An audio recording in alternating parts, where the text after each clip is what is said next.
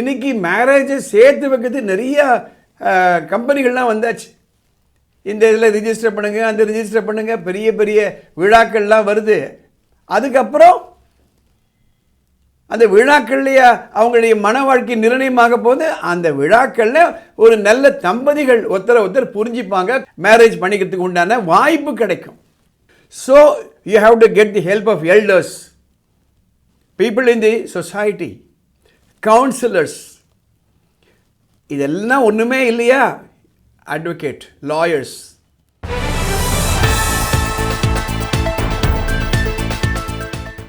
வாழ்க்கையில் எதை சீரியஸாக எடுத்துக்கிடணும், எதை விளையாட்டை எடுத்துக்கிடணும், யாரோட விளையாடலாம், எதோட விளையாடலாம், இதில் நமக்கு புரிதல் இருக்கணும். சில விஷயங்களை சீரியஸாக தான் எடுத்துக்கிடணும், எல்லாத்தையுமே விளையாட்டை எடுத்துக்கூடாது. நான் எதுக்காக இந்த பீடிகையோடு ஆரம்பிக்கிறேன் அப்படின்னா, மேட்ரிமோனியல் டிஸ்பியூட்ஸ் போய் பார்த்தீங்களான்னா ஒரு வார்த்தை யூஸ் பண்ணுவாங்க, மென்டல் டார்ச்சர் என்று. மன ரீதியாக உளைச்சல், துன்புறுத்துதல்.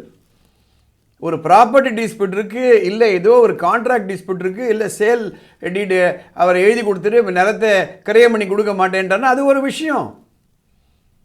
ஆனால் வாழ்க்கையே பிரச்சனையே போச்சானா, கல்யாணம் பண்ணும்பொழுது இஷ்டப்பட்டு தானே பண்ணிக்கிறாங்க. அது லவ் பண்ணி கல்யாணம் பண்ணிக்கிறாங்களோ அல்லது பெரியவங்க பார்த்து கல்யாணம் பண்ணிக்கிறாங்களோ, அந்த நேரத்தில் பிரியணுன்ற மனசு யாருக்குமே அநேகமாக இருக்காது.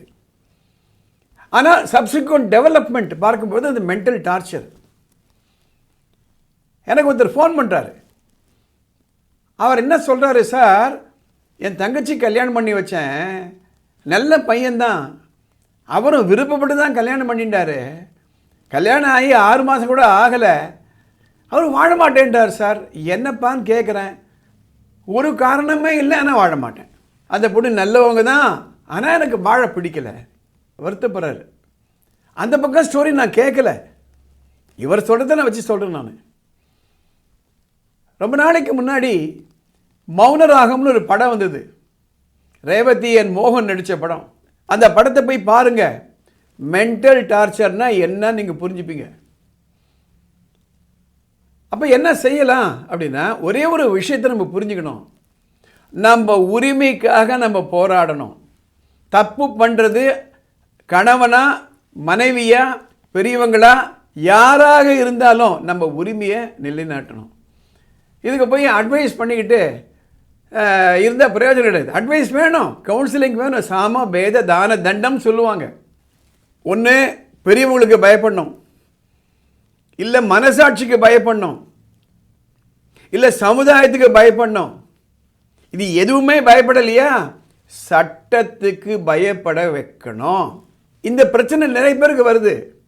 கணவன் அடித்து துன்புறுத்துறாரு, என்ன செய்யறதுன்னு தெரியல, ஓன்னு அழறாங்க.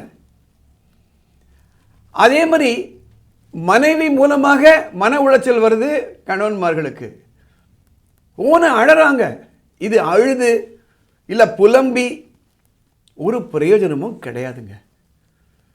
உடம்புல பயம் இருக்கணும். நான் ஏற்கனவே சொன்னேன், ஒன்று கடவுளுக்கு, சத்தியத்திற்கு, மனதிற்கு பயப்படணும், இல்லை சட்டத்துக்கு பயப்படணும். ரெண்டுத்துக்குமே பயம் இல்லைன்னா we have to bring in order in the system. நான் அடிக்கடி சொல்லுதுண்டு, அம்மா கெஞ்சுவாங்க பையன்ட, டே ஹெல்மெட் போட்டு போடாப்பா, நிறைய பேப்பர்லாம் நிறைய வருதுடா அப்படின்பாங்க. போவான். அங்கே ஒரு இடத்துல போலீஸ் பிடிக்குதுன்னு தெரிஞ்சால் போகிறோம், தேடி பிடிச்சி போட்டு போவான். ரொம்ப நாள் வரையில் நம்ம நாட்டில் சீட் பெல்ட் போடலை, இப்போ பார்த்து பிடிக்கிறாங்க பாருங்கள், டக்குன்னு போடுறாங்க. ஸ்பீடு எக்ஸஸாக ஓட்டுவாங்க, இப்போ அங்கங்கே ஒரு கேமரா போட்டுட்டாங்க, டக்குன்னு ஆட்டோமேட்டிக்காக நம்ம சார்ஜ் ஷீட் வந்துடுது, நம்ம அக்கௌண்ட்டு டெபிட் ஆகிடுது ஃபைனு. ஸோ இதனால் இவன் முடிக்கும் என்று ஆய்ந்து அதனை அவன் கண் விடல். முதல்ல உட்காந்து பேசுங்க, 2 பேரையும் கூப்பிட்டு உட்காந்து பேசு. இதனால தான் வானமை எல்லை அறக்கட்டளையின் சார்பாக இந்த குடும்ப ஆலோசனை மையத்தை நாங்கள் நடத்துகிறோம். சின்ன விஷயங்கள் தான் இருக்கும், அது பூதாகரமாய் கடைசியில் வெடித்து இப்படி வந்து நிற்கும். எ ஸ்டிச் இன் டைம் சேவ்ஸ் 9 என்று சொல்லுவார்கள். முளையிலேயே கிள்ளி எழுந்திடணும். there is nothing which cannot be solved. அவங்களோட உட்காந்து பேசணும். அப்படி முடியலையா, யார் இந்த மேரேஜை நடத்தி வச்சாங்களோ அவங்க மூலமாக கூப்பிட்டு பேசணும். இன்றைக்கி மேரேஜை சேர்த்து வைக்கிறது நிறைய கம்பெனிகள்லாம் வந்தாச்சு. இந்த இதில் ரிஜிஸ்டர் பண்ணுங்கள், அந்த ரிஜிஸ்டர் பண்ணுங்கள், பெரிய பெரிய விழாக்கள்லாம் வருது. அதுக்கப்புறம் அந்த விழாக்கள்லேயே அவங்களுடைய மன வாழ்க்கை நிர்ணயமாக போது அந்த விழாக்களில் ஒரு நல்ல தம்பதிகள் ஒருத்தர் புரிஞ்சுப்பாங்க, மேரேஜ் பண்ணிக்கிறதுக்கு உண்டான வாய்ப்பு கிடைக்கும். So you have to get the help of elders, people in the society, counsellors. இதெல்லாம் ஒன்றுமே இல்லையா, அட்வொகேட், லாயர்ஸ், அவங்க சொல்லுவாங்க என்ன செய்யணும்னுட்டு. Make use of the police station. Seek justice in a court of law. Let's not go by the limiting belief. ஐயோ court போனோமா, ஐயோ போலீஸ் ஸ்டேஷன் போனோமா. நான் ஏற்கனவே ஒரு எபிசோட் போட்டேன். இதனால் இவன் முடிக்கும் என்று ஆய்ந்து அதனை அவன் கண் விடல். சில விஷயங்களை நம்ம சீரியஸாக எடுத்துக்கணுங்க. ஏன்னா நான் அடிக்கடி ஒன்று சொல்லுவேன், குட்டை குனிஞ்சிக்கிட்டே இருந்தால் குனிய குட்டிக்கிட்டே இருப்பாங்க. இதானா ஒரு இடத்துல we have to give voice for our right. We should not become a too submissive society.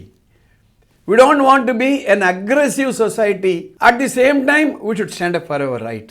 அதனால தான் சட்டங்கள் இருக்குது, அதனால தான் நீதிமன்றங்கள் இருக்குது, அதனால தான் வழக்கறிஞர்கள் இருக்காங்க, அதற்காகத்தான் போலீஸ் ஸ்டேஷன் இருக்கிறது. Let us trust the courts, let us trust the police, and let us trust the legal rendering system and make use of it.